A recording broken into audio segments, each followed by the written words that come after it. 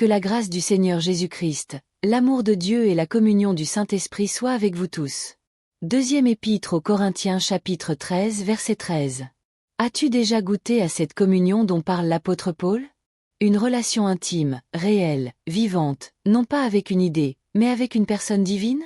Le Saint-Esprit n'est pas un souffle vague ni une force impersonnelle. Il est celui qui veut marcher avec toi, te parler, t'enseigner, te consoler chaque jour, à chaque instant. Dans cette vidéo, tu vas découvrir comment bâtir une véritable amitié avec le Saint-Esprit, comme on marche avec un ami fidèle. Reste bien jusqu'à la fin, car je te partagerai une prière puissante pour ouvrir ton cœur à sa présence. Et si ce message touche ton âme, aime cette vidéo, abonne-toi à la chaîne Lumière en Christ et écris en commentaire. Je veux marcher avec le Saint-Esprit comme avec un ami. Dès les premières pages de la Genèse jusqu'aux dernières lignes de l'Apocalypse, l'Esprit de Dieu se révèle comme un acteur vivant, puissant et profondément personnel. Dans l'Ancien Testament, il vient sur les prophètes, remplit les artisans du temple, agit dans les juges et inspire les rois. Mais c'est dans la promesse de Jésus que tout change. Je prierai le Père et il vous donnera un autre consolateur afin qu'il demeure éternellement avec vous. Évangile selon Jean, chapitre 14 verset 16. Le Saint-Esprit n'est plus seulement un visiteur, il devient un compagnon. Pourtant, beaucoup le réduisent à un concept ou à une force, oubliant qu'il a une volonté, des émotions et une voix. Dans notre monde agité, la communion avec l'Esprit est négligée, reléguée au silence. Pourtant, c'est cette relation qui transforme une foi froide en feu vivant et une marche solitaire en une alliance quotidienne. Avant de prétendre entendre sa voix, tu dois d'abord apprendre à marcher dans ses voies. Le Saint-Esprit ne s'impose jamais. Il attend, il observe, il murmure. Ceux qui veulent le connaître doivent entrer dans une posture d'écoute, de lenteur et de fidélité. Voici 10 voies silencieuses que le Consolateur emprunte pour approcher ton âme. La première voie silencieuse que le Consolateur emprunte, c'est le respect sacré du silence intérieur. Avant toute parole, avant tout chant, avant même toute prière. Le Saint-Esprit cherche un cœur qui sait se taire. Pas un silence vide, mais un silence habité, un silence qui écoute. Dans notre génération saturée de bruit, d'opinion et de stimulation, très peu de croyants savent offrir ce sanctuaire silencieux où l'esprit peut se mouvoir librement. Pourtant, c'est dans ce lieu intérieur que se noue l'amitié véritable avec lui. Jésus lui-même se retirait souvent dans le calme, dans le secret, loin des foules, pour se connecter à l'esprit. Il savait que le vacarme des hommes étouffe la voix divine. L'Esprit de Dieu n'interrompant un pas, il attend. Il n'élève pas le ton. Il chuchote et ses murmures ne se perçoivent que dans le repos d'un cœur apaisé. Plus tu apprendras à faire taire le tumulte intérieur, les peurs, les pensées parasites, les répliques imaginaires, plus l'esprit se manifestera. Il ne s'impose pas à ceux qui veulent dominer la conversation, il se lie aisément à ceux qui cèdent la place. Cultiver ce silence sacré, c'est lui dire tu es le bienvenu ici. C'est l'accueillir non par les mots, mais par l'attitude. L'amitié avec le Consolateur commence toujours dans ce retrait invisible, dans cette suspension du monde, dans cette chambre du dedans où tout s'éteint, sauf sa voix. Là, il t'attend. Il ne viendra pas te bousculer, mais si tu ouvres la porte du silence, il entrera et parlera. Et ce qu'il dira n'aura rien de commun. Ce sera un souffle qui guérit, une parole qui transforme, un regard qui connaît tout. Si tu veux que le Saint-Esprit marche avec toi, commence par lui offrir ce que lui donne. Un silence entier, prêt à recevoir sa présence. La deuxième voie silencieuse que le Consolateur emprunte, c'est l'obéissance sans écho. Il y a des moments où le Saint-Esprit ne donne pas de grandes révélations, pas de visions éclatantes, pas même de promesses réconfortantes. Il donne simplement une instruction discrète, presque anodine. Aide cette personne. Pardonne sans rien dire. Appelle quelqu'un à qui tu n'as rien à demander. Donne sans te justifier. Et la majorité des gens passent à côté de cette voie parce qu'elle ne flatte pas leur sens du merveilleux. Mais c'est dans ces obéissances silencieuses que naît l'intimité. Le Saint-Esprit n'est pas attiré par le spectaculaire, mais par la fidélité cachée. Il marche avec ceux qui obéissent sans trompette. L'obéissance qui ne cherche ni regard, ni retour, ni reconnaissance devient un langage intime entre ton âme et le ciel. Et plus tu obéis dans le secret, plus il te confiera ce qui est précieux. Parce que tu n'as pas trahi sa voix pour un peu de gloire humaine. Souviens-toi de Joseph. Son amitié avec Dieu ne s'est pas construite sur des miracles visibles, mais sur une obéissance tissée dans l'ombre. Chaque fois que tu dis oui à l'Esprit, même quand cela semble inutile ou difficile, tu poses une pierre invisible dans le sanctuaire de ta communion avec lui. Et un jour, ce sanctuaire devient si profond, si rempli de sa présence que même dans le silence, tu sauras qu'il est là. Tu ne le sentiras pas toujours, mais tu sauras parce que tu as marché avec lui non pour ressentir, mais pour lui plaire. La troisième voie silencieuse que le consolateur emprunte, c'est la confiance dans les zones d'ombre. Il y a des saisons où Dieu se tait, où les cieux semblent fermés, où même la prière devient sèche. Et pourtant, c'est dans ces moments que l'Esprit t'observe avec le plus d'attention. Il regarde non pas ce que tu dis, mais ce que tu crois quand plus rien ne parle. C'est là que se révèle si tu marches avec lui ou si tu marches seulement avec ses dons. Beaucoup aiment l'Esprit tant qu'ils ressentent quelque chose. Mais l'amitié profonde commence quand tu choisis de lui faire confiance dans le noir. Quand tu continues à prier sans retour, quand tu continues à croire sans signe. Quand tu restes fidèle alors que tout te crie abandon. L'Esprit de Dieu est fidèle mais il teste ta fidélité. Pas pour te condamner, mais pour creuser en toi une capacité plus grande à porter sa gloire. Ceux qui avancent avec lui dans l'obscurité sont ceux à qui il révèle des choses que les autres n'entendront jamais parce qu'ils ont prouvé que leur foi n'était pas dépendante de la lumière. Le Saint-Esprit veut marcher avec toi, même dans les zones d'ombre, mais il attend de voir si tu es prêt à le suivre même quand tu ne comprends pas. Et c'est ce pas dans l'invisible, ce je crois encore. Murmurer dans la nuit qui devient la preuve de ton amitié avec lui. Si tu veux qu'il te parle plus, commence par lui faire confiance quand il se tait. La quatrième voie silencieuse que le consolateur emprunte, c'est l'humilité du cœur caché. Le Saint-Esprit n'habite pas dans les cœurs qui veulent briller. Il se plaît dans ceux qui s'effacent. L'orgueil est un poison pour sa présence car l'Esprit de Dieu est doux. Il ne rivalise pas avec ton ego. Il ne s'impose pas dans la maison de ceux qui veulent dominer la scène. Il se révèle aux petits, aux discrets, aux silencieux, à ceux qui savent que tout vient de lui et que sans lui rien n'a de valeur éternelle. Dans une société obsédée par la visibilité, cultiver l'humilité devient une offrande rare. Le cœur caché est celui qui choisit de glorifier Dieu même quand personne ne regarde, qui prie dans le secret, qui agit sans se vanter, qui pleure sans en faire un message. Le Saint-Esprit tisse une intimité profonde avec ceux qui se laissent briser, purifier, émonder dans l'ombre. Plus tu t'éloignes de la recherche de reconnaissance, plus il s'approche. Il se lie à ceux qui n'ont plus besoin d'être applaudis parce qu'ils ont choisi d'être possédés. Si tu veux une amitié durable avec le Consolateur, demande-lui non pas de t'élever, mais de te rendre humble, car c'est dans la poussière qu'il souffle sa gloire. La cinquième voie silencieuse que le Consolateur emprunte, c'est l'amour sans condition. Il y a un amour qui se donne sans logique, sans calcul, sans retour. C'est celui que l'Esprit inspire. Aimer ceux qui ne peuvent pas te rendre. Aimer ceux qui t'ont blessé. Aimer ceux que personne ne regarde. Cet amour-là est un mystère pour le monde, mais une preuve d'amitié avec Dieu. Car le Saint-Esprit est amour. Non pas un amour sentimental, mais un amour sacrificiel. Et quand tu laisses cet amour couler à travers toi, tu deviens une extension de sa personne. Il ne t'envoie pas seulement aimer, il aime en toi. Et plus tu laisses l'Esprit aimer à travers tes choix, plus il se lie à toi. Tu deviens un canal vivant, un instrument de sa tendresse et cette union silencieuse devient plus forte que les dons, plus profonde que les émotions. À ce stade, l'amitié avec le Saint-Esprit ne dépend plus de ce que tu ressens, mais de ce que tu es devenu. Quelqu'un qui aime comme lui. Quelqu'un qu'il peut utiliser pour guérir, consoler, restaurer. Quelqu'un qui ne demande rien en retour mais qui offre tout. Car l'Esprit n'est jamais aussi proche que lorsqu'il reconnaît en toi son propre amour. Écris en commentaire « Je veux aimer comme l'Esprit aime ».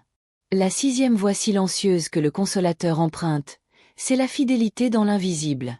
Le monde te juge à ce qu'il voit, mais le Saint-Esprit, lui te mesure à ce que tu fais quand personne ne regarde. Ce que tu fais dans l'invisible révèle la profondeur de ton engagement. La fidélité dans les petites choses, dans les jours ordinaires, dans les habitudes secrètes est la preuve silencieuse d'un amour vrai.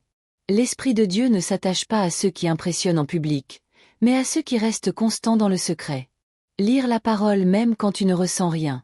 Prime quand la fatigue veut t'éteindre, servir même quand tu n'es pas remercié. Pardonner encore alors que l'autre a oublié ta douleur. Voilà des actes qui ne brillent pas mais qui émeuvent le ciel. Le Saint-Esprit reconnaît dans cette fidélité la trace de Jésus, lui qui persévérait, qui obéissait, qui avançait sans chercher les projecteurs. Si tu veux marcher dans l'amitié du Consolateur, ne cherche pas les moments glorieux, cherche les moments fidèles.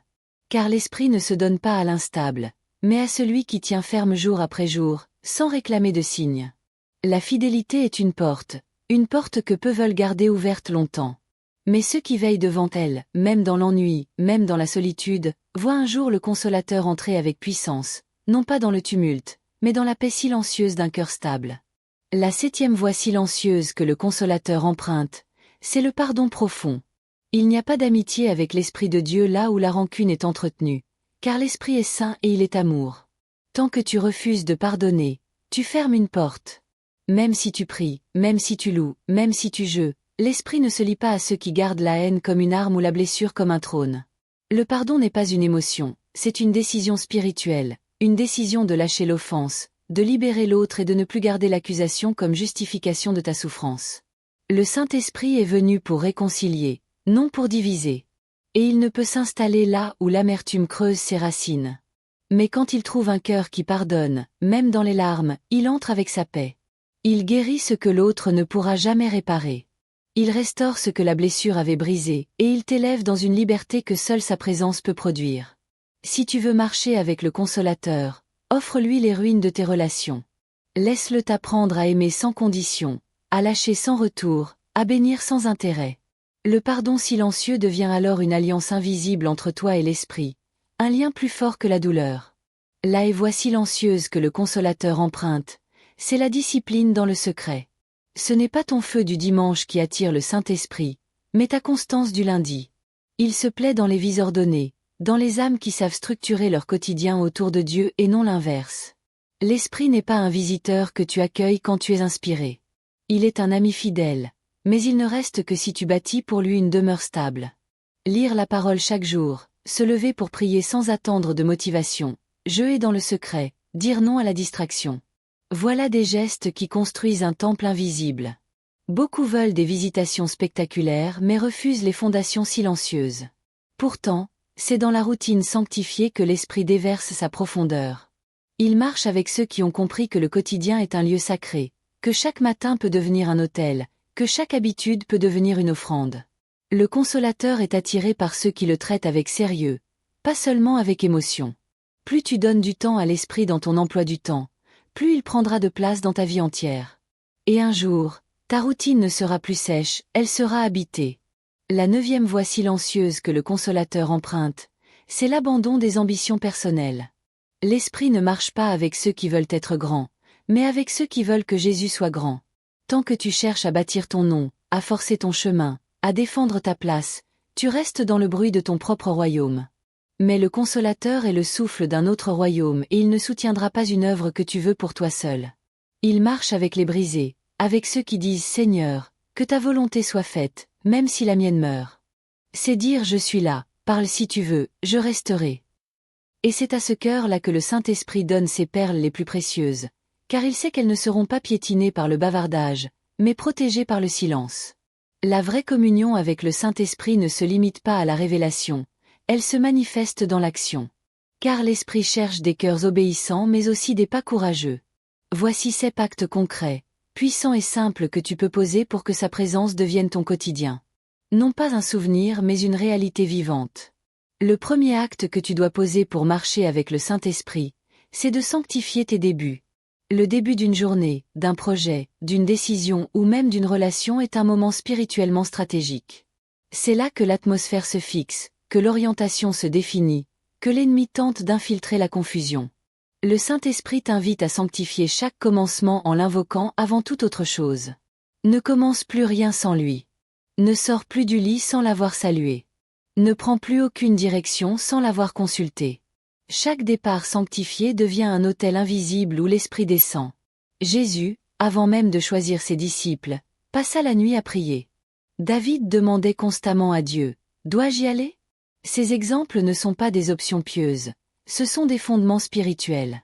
Le Saint-Esprit honore ceux qui lui cèdent à la première place. Il révèle ses stratégies à ceux qui lui demandent, « Es-tu avec moi dans cette décision ?»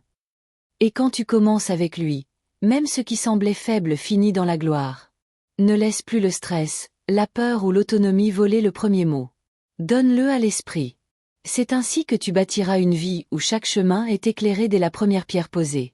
Le deuxième acte que tu dois poser pour marcher avec le Saint-Esprit, c'est de prier sans chercher à sentir.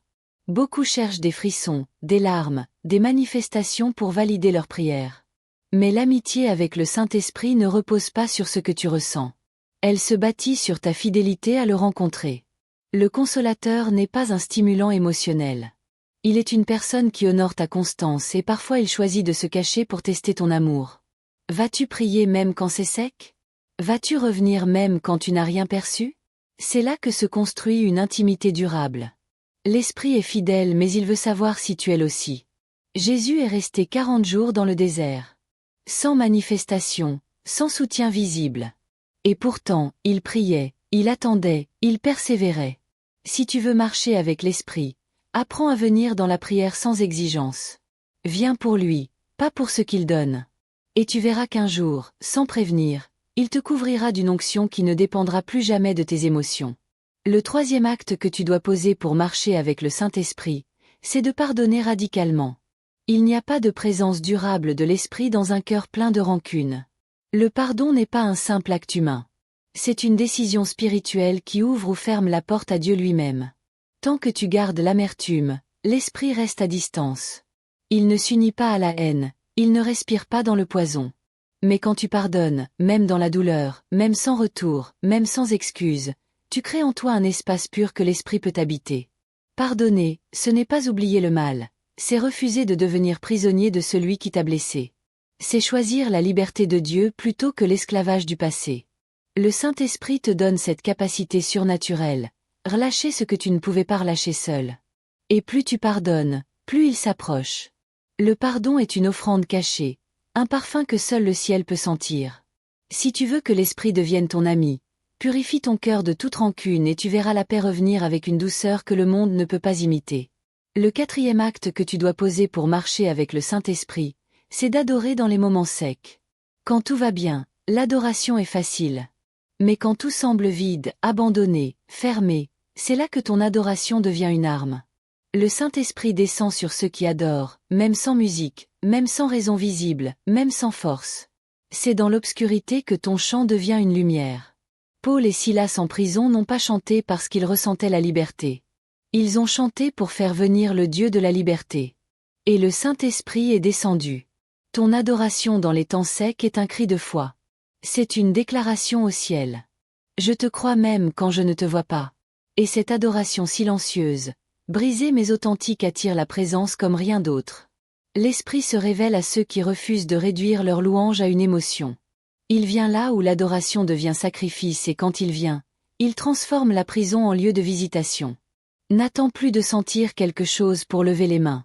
Adore même dans le désert, surtout dans le désert. Le cinquième acte que tu dois poser pour marcher avec le Saint-Esprit, c'est de garder la parole vivante en toi. Le Saint-Esprit ne peut pas te rappeler une parole que tu n'as jamais méditée. Il ne souffle pas dans le vide. Il travaille avec la parole. Il se déplace dans les versets que tu as plantés, médités, mémorisés.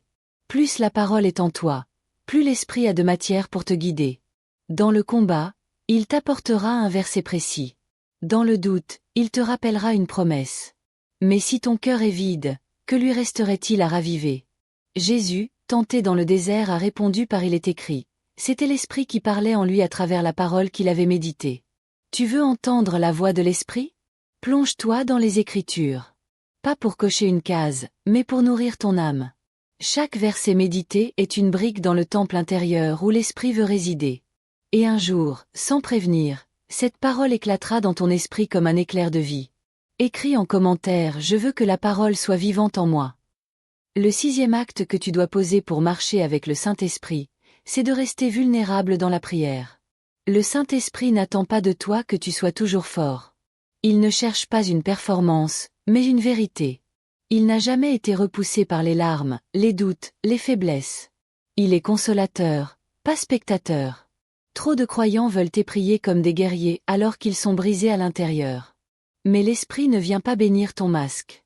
Il vient visiter ton cœur. Et ton cœur, il le connaît déjà. Il sait ce que tu caches, ce que tu n'oses même pas formuler, ce que tu repousses au fond. Ce qu'il attend, c'est que tu ouvres, que tu dises « Je ne vais pas bien, je suis fatigué, je suis confus » et c'est là qu'il vient, non pour te juger, mais pour t'entourer. La prière vulnérable attire sa tendresse. Elle ouvre une brèche dans ta muraille pour qu'il vienne y mettre la paix. Ce n'est pas un signe de faiblesse, c'est un chemin d'intimité. Rester vulnérable, c'est dire, je ne sais pas tout, mais je sais que tu es là. Et c'est ce type de prière nue, fragile, vrai qui devient un dialogue vivant avec lui ne cache plus rien. Il est l'esprit de vérité, et il ne peut que ce que tu lui ouvres sans défense. Le 7e acte que tu dois poser pour marcher avec le Saint-Esprit, c'est de l'inviter dans chaque décision, même minime. Beaucoup invoquent l'Esprit uniquement pour les grandes étapes, un mariage, un ministère, un déménagement. Mais l'amitié véritable se construit dans les détails. C'est dans les petites décisions que la voix de l'Esprit s'affine. Il veut que tu l'invites dans tes choix quotidiens. Ce que tu regardes, ce que tu dis, comment tu réagis, où tu vas, à qui tu ouvres ton cœur. Il veut participer à ta journée, pas juste bénir tes projets. L'Esprit est personnel. Il ne veut pas seulement t'aider à réussir, il veut te former à lui ressembler. Et cela passe par des choix, 1000 petits choix dans lesquels tu peux dire ça prie, qu'en penses-tu? Et dans cette posture, tu verras émerger des intuitions, des redirections, des silences remplis de sagesse. Car il parle, il oriente, il ferme certaines portes et tu en ouvres d'autres. Mais cela commence quand tu le reconnais comme partenaire et non comme dernier recours. Si tu veux marcher avec lui, commence par lui demander son avis. Non pas quand il est urgent, mais dès que c'est important. Tu verras alors qu'il ne t'abandonnera jamais dans le choix, même le plus simple, s'il sait que tu veux marcher avec lui. Certains cherchent la présence du Saint-Esprit comme une vague qui les submerge. Mais en réalité, il vient comme une main qui se tend, une voix qui appelle, un souffle qui attend ta réponse. Pour comprendre la délicatesse et la profondeur de son amour, laisse-moi te raconter cette parabole inspirée des cieux. Il était une fois un jeune homme nommé Yor vivant dans une grande maison aux pièces nombreuses. Chaque pièce représentait une dimension de sa vie.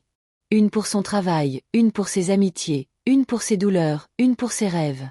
Mais il y avait une pièce qu'il n'ouvrait jamais. Une chambre aux murs épais, sans fenêtre, sans lumière. Il l'appelait la chambre aux lampes éteintes. C'était là qu'il rangeait tout ce qu'il ne comprenait pas. Ses questions sans réponse, ses blessures jamais exprimées, ses prières restaient sans écho. C'était un lieu de silence, de confusion, parfois de colère tenue. Un jour, alors qu'il priait dans le salon de sa foi, il sentit une présence douce. Le Saint-Esprit était là, pas avec éclat, mais avec lenteur, comme une brise tiède qui ne force pas, mais qui s'invite. Élior lui ouvrit la porte du salon, puis celle de la cuisine, puis celle de la salle de louange, et chaque pièce que l'esprit traversait s'illuminait d'une paix nouvelle. Mais arrivé devant la chambre fermée, Élior hésita. Il dit, « Pas celle-là, tu ne comprendrais pas. » L'esprit ne répondit rien. Il attendit. Pendant des jours, des semaines, Yor évita cette pièce. Mais chaque fois qu'il priait, il sentait que l'esprit se tenait encore devant cette porte, non pas pour l'envahir, pour l'attendre. Un soir, brisé par une nouvelle déception, Élior se leva, s'approcha de la chambre et dit à voix basse, « Tu veux y entrer ?» L'esprit ne répondit toujours pas, mais sa paix se fit plus forte. Élior ouvrit. La pièce était sombre, froide, silencieuse. Il dit, « C'est tout ce que je ne sais pas gérer. C'est tout ce que je ne comprends pas. » Alors, doucement, l'esprit entra. Il ne parla pas. Il posa simplement sa lumière sur un mur. Une vieille phrase oubliée y était gravée. « Je suis avec toi, même ici. » Et l'on raconte que depuis ce jour, la chambre aux lampes éteintes est devenue le lieu le plus lumineux de la maison. Parce que là où l'homme avait caché sa douleur, l'esprit avait choisi de manifester sa gloire. L'amitié avec le Saint-Esprit ne se construit pas seulement dans les lieux propres, visibles, maîtrisés de ta vie. Elle prend racine dans les chambres fermées, les douleurs inexprimées, les zones que tu caches même à toi-même. L'Esprit ne te demande pas de tout régler avant de l'accueillir. Il te demande de lui ouvrir. Il ne vient pas pour juger ton désordre, mais pour y allumer sa lumière. Tant que tu gardes une pièce fermée, tu limites sa présence. Mais quand tu ouvres, même tremblant, même brisé, il entre, il guérit, il restaure et il fait de ce lieu un sanctuaire. C'est là dans les zones les plus sombres qu'il t'offre la plus grande proximité. Ose lui dire aujourd'hui viens dans cette pièce aussi, et tu verras que sa lumière n'éclaire pas seulement, elle transforme. Tu viens de parcourir un chemin intérieur que peu osent emprunter. Celui de l'intimité véritable avec le Saint-Esprit. Ce n'est pas un concept à comprendre ni une émotion à poursuivre, mais une personne à accueillir chaque jour. Si tu retiens une chose, que ce soit ceci, l'Esprit de Dieu ne cherche pas ta perfection, mais ta disponibilité. Il veut te conduire non pour te contrôler mais pour t'aimer dans chaque détail. Ne limite plus sa présence au moment de prière formelle. Laisse-le respirer en toi, parler à travers toi, marcher avec toi. Car là où l'esprit est honoré, une vie nouvelle commence. Et cette vie n'est pas réservée à quelques élus.